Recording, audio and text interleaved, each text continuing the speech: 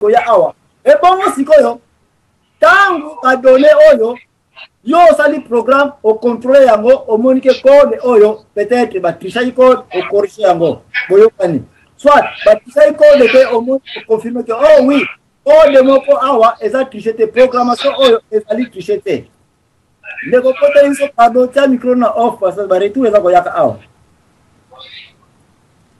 Alors question koya awa wana de programme kaka jusque là nano boyo yingana lo bakomba serveur te qui est maladie eza kolekaka na Congo na yoki na o serveur ya feni tozala na yele toko contrôler yango toko zala wana est-ce que zambwana alobeli kutu komba serveur awa non absolument pas mais zambwana alobeli un plateforme nini basaleli na kata plateforme na yebisi nja ke compiler nini na basaleli ezala COBOL il faut to yeba ce qui compilateur à COBOL basalela ki. Tout ce que je cherche à savoir, machine wana seni oyo bako salela ka ba calcul oyo, compilateur nini yango eko générer ba debug na yango. Pour faire ça ba résultat. Nous devons tous savoir quel compilateur ba salela ki. Voilà pourquoi na FCBino était batu oyo ba ko surveiller misala oyo seni, ba kende komba observateur te. Mais base à la batu moko, ils doivent être des experts en programmation linéaire. En object oriented, ceux qui bazala bango ba expert na biloko nate mundele akosaka na biso na Congo. Parce que na yebisi déjà pourquoi Ote Kabila 1 mais Kabila code eza ko compter 3 fois 1 3. Papa Etienne Tshisekedi 1 plus 1 multiplication moko na kata ba intenja eza ko sale matin. Nous devons faire attention na ba biloko oyo. Bon, si kota na serveur. Oh na bandundu donné ya kawa batu 150 ba votaye kuna ba doye na bango yango eke ko fanda wapi na serveur ah voilà mo bolinga serveur yango na ba banque de données ah eke ko fanda na banque de données mais si il faut qu'il y ait un pont transition il faut la entre compilateur soit logiciel au bango basali na eke ne ko sala lecture ya banque de données oyo bo store ba données oyo 600 batu ba voter papa Tshisekedi 600 batu ba voter Kamere oyo ba voter boy na boy wana banque de données egrovana wapi na place oyo ba kana ko store ba données wana voilà place oyo na lingi bo sala attention mo muke poto yokana po boye ba na langage technique mais nazo tenter ko kitsa na niveau c'est ba détail belé na za ko kota te. Ba serveur oyo toza obligé to yeba bata seni ba yebisa biso. Quel genre de serveur ba mindele oyo ba yeli o machine wana baza ko utiliser. Est-ce que zali type ya IIS qui est IIS signifie Internet Integrated Server ou bien eza ba serveur oyo eza local. Pourquoi toza la besoin ko yeba ba biloko oyo ba spécialiste nous ba yo kanga ba landa ngai?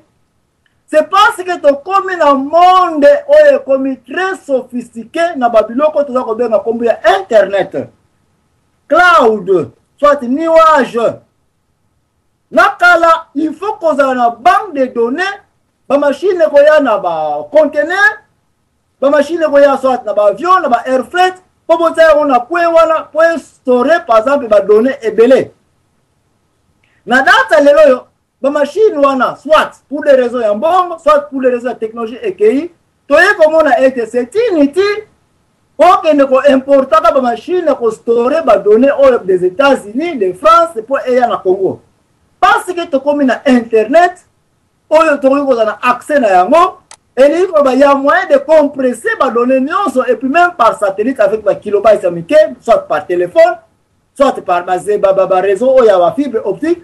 Tokindi ka ba paquet ya trop elongwa na Congo oreke to so machine oyo ba donner to bombele nga soit na Maryland na États-Unis soit na Londres soit na France et nous va to comme na globalisation oyo za ko sala ete batu na seni wana il faut ba yebisa biso serveur baza ko utiliser kuna quel type de serveur baza ko salela. Pour ceux qui ont serveur, ils ont globalisation, soit comment tu peux tester les yango, et comment tu soit ASMX, et comment tu CSV, et comment tu ASPX, et comment tu soit il y a config, il y a Linux, ou bien SVC, ils ont pour être quel genre de canalisation pourquoi tu as bango? Parce que l'élection est ça la bandundu. Ce qui est un système manuel qui est localisation, il faut camion et où tu as bandundu et la mission va donner soit na disquette, soit na ordinateur, nous sommes na Kinshasa, et puis tu as un ordinateur central qui est serveur, il y a beaucoup de et puis nous avons accès maintenant à toutes ces données-là. Ça, c'est la localisation. On n'a aucun problème là-dessus parce que tout y a biso la contrôle manuellement. Si bien qu'il y a temps, si bien qu'il y a possibilité d'avoir le salement, mais est-il que l'accès à l'information est des biso. Wana système oyo mokili eza kolingate mais eza valable. Système ami balé oyo ngai personnellement naza ko suspecter que seni baza ko salela et c'est là que nous allons être des perdants. Qui est un système moderne, qui est le meilleur des systèmes. Il y a Oriba donné et où tu as Bandundu et à Kinshasa, non, on va faire déplacer l'information, mais pas les hommes, mais pas les matériels. À partir de la satellite, il y a Bandundu, va donner à travers l'internet et qu'il y a une place, nous allons louer mondialement, globalisation, tout ça qu'on le là. Place badonné non c'est que nous vendre donc c'est ni en réalité a besoin il y a badonné na bisoté et qu'on vendre Kinshasa ils peuvent louer quelque part na serveur moko ils en France ils en Italie badonné et que na vendre wana aha place on des photos yeba été mundele soki azale jana mutu na azako kana kolekisa kuna aliaki musune ma crête na biso bazu yango parce que badonné na balulu et maintenant satellite et na Kinshasa mais avant na Kinshasa ils ont traité na Roma et que va na donner na bango bayebi ko bayebi nini bakosala bayebi qu'est-ce qu'ils vont faire là-dessus. Voilà pourquoi monde mikoloyo ba makamsu na wiko ba trote pour na Washington a on a travaillé na ba service moko trop sophistiqué mais c'est comme ça où le monde est facilement contrôlé parce que duplication ya ba données qui est redondance ba benga ngo et ko yiko za été tant ba konzong sa bino ba données na Kinshasa bien ko vana na serveur na bino local na Kinshasa mais est-ce que oyebi route nini ba donner ezwaki avant ezong la bino na seni ya Kinshasa.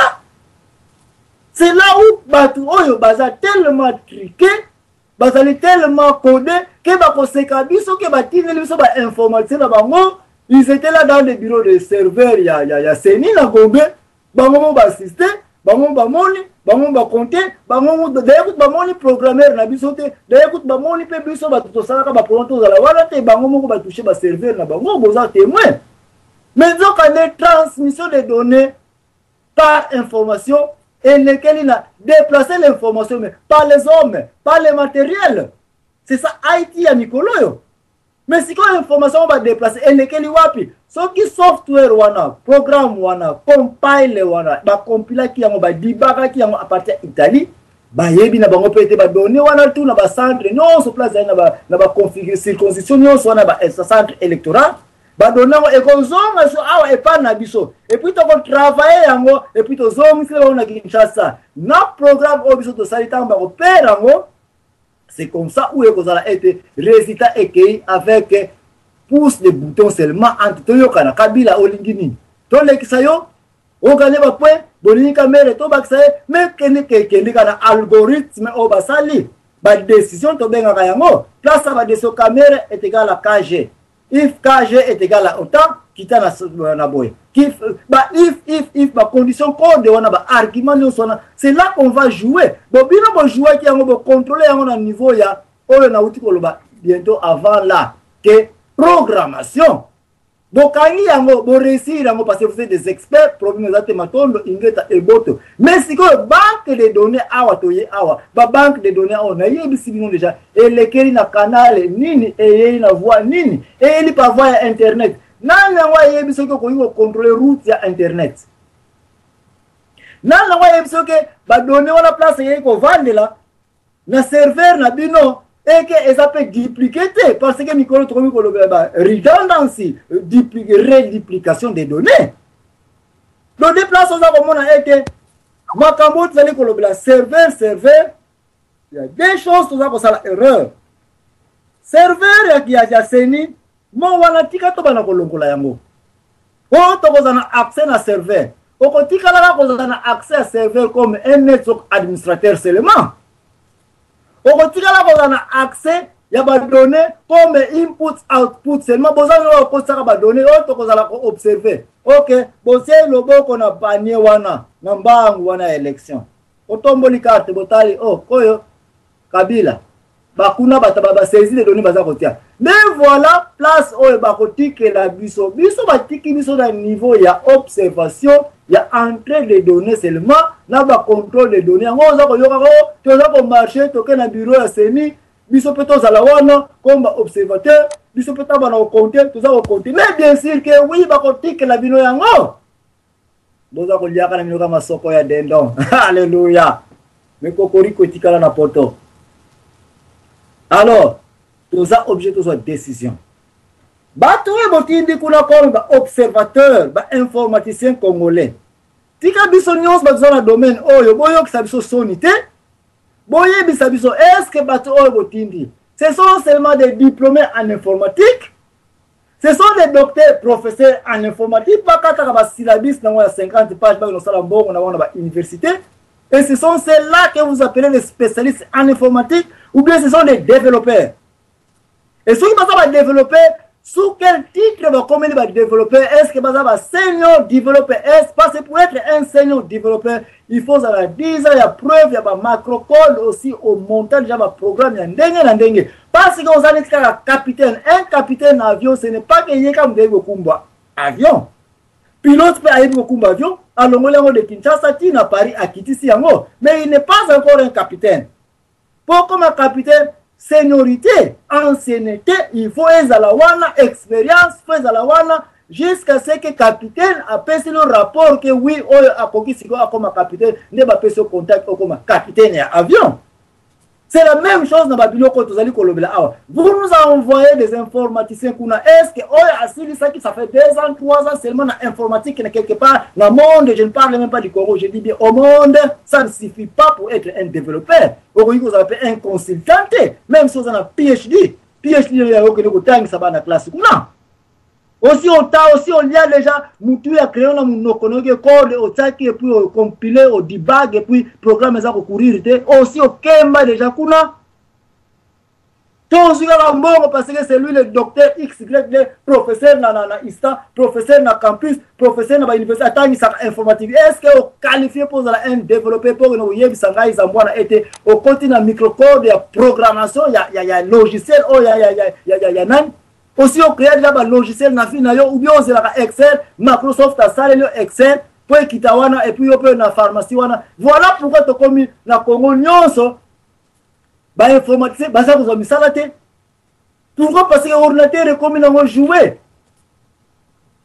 Dans le Congo régulièrement, je vois ces gens-là, tous ces informations, tu lui demandes combien de codes déjà sur le programme? 0. Oh, mais qu'ils ont information en quoi? Aucune information dans l'ordinateur. Bon, tu as un peu de produit dans le Luka. Moi, papier, moi, imprimé dans Excel. Aux Luka aspirine. Aux Luka, mais on a l'ordinateur. Pourquoi pas on met là-bas et puis, et bimiswana. Ok, tout ça, là, Excel. Et on a imprimé. Donc, finalement, bino boza posé là-bas, ça, la bino software na poto, pour y aller na Congo, pour tirer kawana. Finalement, quelle est l'informatique boza na Congo kuna? Non, bah, école, nous, ça, autant ça, informatique na Congo, Kangayango. Voilà pourquoi vous avez généré la bisalate. Toutes ces pharmacies, toutes ces cliniques, la banque de données, la banque de sciences, il faut qu'il y ait des informations. Il y a trop d'options pour travailler dans l'informatique. Il faut automatiser tout. Sauf rien.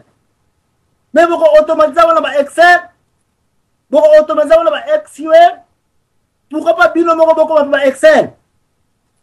Voilà pourquoi tu as Sony, il y a tout qui retrouver ma mindele baya ko sala biso logiciel ou to ko sala calcul à élection. Mais l'élection c'est le software, c'est le logiciel le plus facile au pesa même na mwana ya école primaire au lagisie comment vous compter bato za ko yaka moko sorte ba na mulongo to ko sa mwana mkia ko sala ngo boyo l'information quel est ton rôle? Ce n'est pas que yé ko la kamba yé biso école lekela boye et puis programmer yango